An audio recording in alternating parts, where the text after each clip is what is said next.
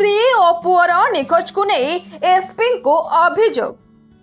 सदर थाना अंतर्गत लंबोदरपुर ग्रामर त्रिलोचन नायकों पुआ जलधर नायकों स्त्री और पुआ निखोज को नहीं जिला आरक्षी अधीक्षक निकट में पत्र दाखल कर अभियोग जणाइछंती। प्रकाश थाउ कि लंबोदरपुर ग्रामर जलधर नायक ढेंकानाल सदर रेंगाली कॉलोनी रे भड़ा घरे रही आसुथिले। जलधर जड़े दिन मजुरिया और गरीब अटंती। सबुदिन मजुरी पाई बाहर को जाइथांती। 25 जुलाई 2026 तारिखरे सबुदिन भली काम को फेरी देखिले घरे स्त्री और पुओ नहांती।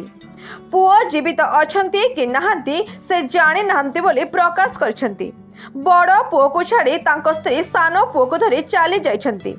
तांको झियारी अनुक सहित केउआड़े पलाई जाइछंती बोली संदेह करुछंती।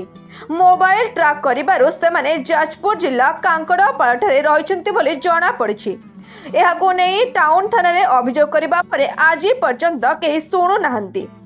एथि नै आज जिला आरक्षी अधीक्षक निकट रे एक अभियोग पत्र दाखल करी स्त्री और पुओ को पाइबा पई अनुरोध करछंती। ढेंकानाल शुभम पणिको रिपोर्ट आरएम न्यूज 8।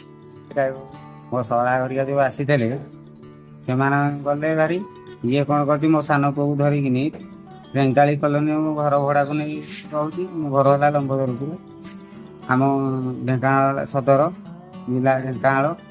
मुझे ये भड़ा को थी रेंगाली कलोनी मो स्त्री मो पुओटा सानटा को बड़टा को छाड़ी बड़ सानटा को धरिकी पलि 20,500 था तो धरिकी से जाइए। मोबाइल 25 तारीख दिन नगेली स्विच ऑफ कथा स्विच ऑफ लोकेशन आज इन ट्रैक कलाटू जानी बाहर जाजपुर कांकड़पाड़